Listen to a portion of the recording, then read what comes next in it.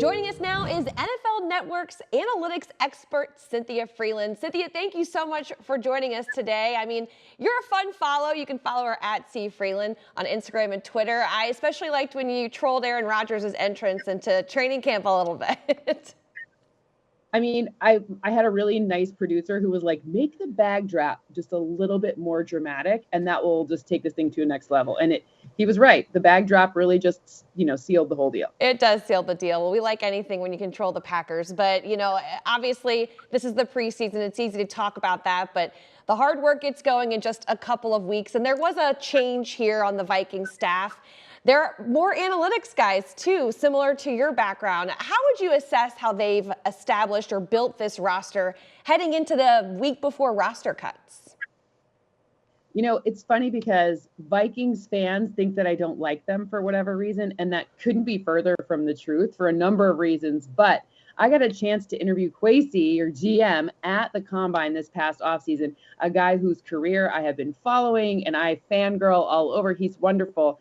And the way that both his side of the business and your coach's side of the business are really, really mirrors of what analytics should be. So first of all, I know I'm from Michigan, but I like the Vikings, number one. And number two, I think both of them have built it in the model that really is the one I have so much faith in. I love all of the different pieces that they've brought over, including like the people who work for them on the staff, some of the smartest people that I have experienced in the entire NFL. So I think that this roster is one who maybe I'm not going to tell everyone the secret, because I definitely think the Vikings, especially with the NFC the way it is, are in a great spot to become a playoff team. Oh, most definitely. And recently, I know you have your eye on the roster because you named your top 10 most underrated NFL players, Dalvin Tomlinson, our defensive tackle, on that list. Run stopping was really difficult for this team last year, but Tomlinson's back. They add Harrison Phillips. Why do you like that front so much? You need to have versatility in the front so that you have run stopping situations and pressure potential, but you don't know what's going to happen. More and more quarterbacks are becoming versatile with the run. More and more plays are installed that, the quarterback has a lot of different options. So the front and being multiple along that front, and then really just nailing down the middle of that front, that's a key factor for success.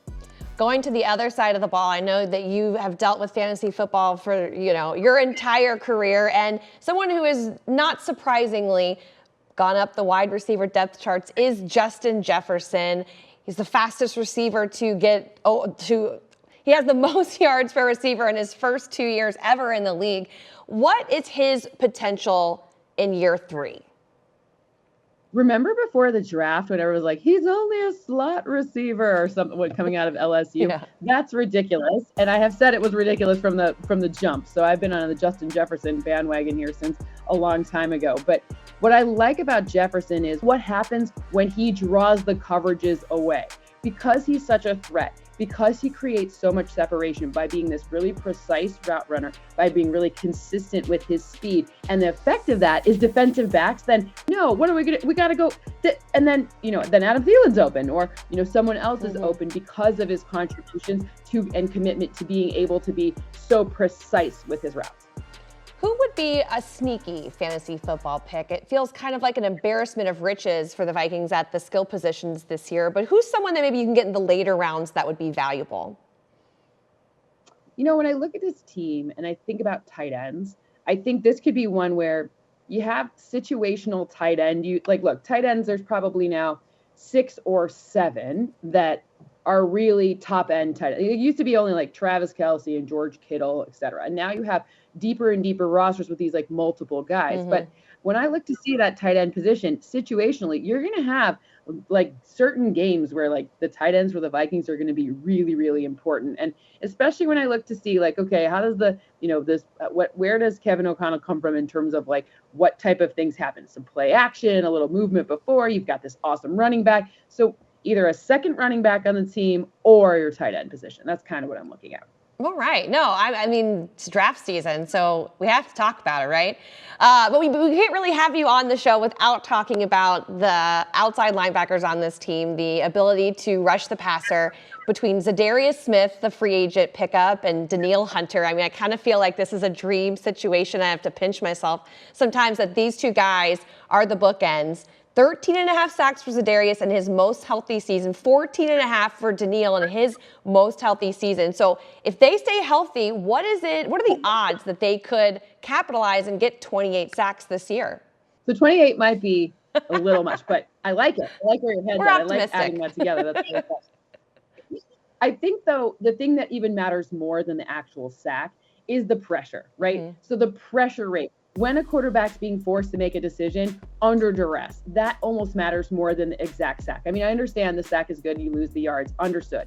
But at the end of the day, if you have consistent pressure, then you're going to get shorter passes and you can decrease your opportunity to earn a first down or a touchdown, which matters more than the one specific sack and then the next play for, 15 yards, right? If you're forcing teams into bigger play situations, so more third and long, more, downs and distances that are really obvious passing downs, that's going to be better for this team. Now you have two O-lines that are very big suspects in this league, or in this division rather. One of the Lions, and it's a little bit better, but the other one is the Bears. So it's very possible that they each get double-digit sacks because you play the Bears twice, and that O-line scares me. Like, I'm scared for Justin Fields. Yeah, no, I think that's something that Vikings fans are really looking forward to seeing this season. It all starts in a couple of weeks when the Packers are here at US Bank Stadium. Cynthia, it's nice to clear the air that we know that you're a Vikings fan. I didn't know about this, so I'm really glad that we can have you on and help you clear the air. Seriously, I'm glad to have my name. There's only two teams I don't like, and the Vikings aren't one of them. And that's only this season. So you know what I mean? That's good to know. That's so good. Well, thank you so much. We're definitely going to follow your work this year. Follow her at C Frelund on Twitter and Instagram. NFL Network's analytics expert. Thank you so much, Cynthia, for being here. Thank you so much for having me. Have a great season. Thank you. Thank you.